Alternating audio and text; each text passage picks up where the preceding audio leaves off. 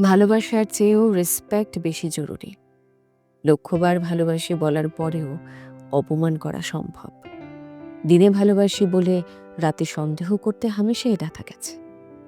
একসাথে একাধিক জনকে ভালোবাসি বলার সময়ও গলা কাঁপে না।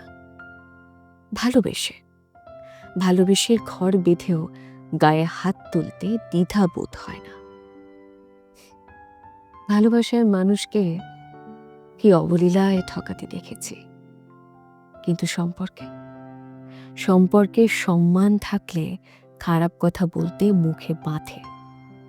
চারটে এদিক সেদিকের বাক্য বলতে গিয়েও কেউ যেন থামিয়ে দেয়।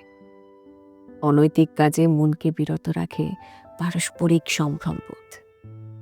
তাই তো বলি, ভাবের ঘরে কিছু কম পড়ে তো পড়ুক, ভালোবাসা একটু কম হলেও চলবে, কিন্তু সম্পর্কে সম্পূর্ণ সম্মানটুকু বজায় থাক।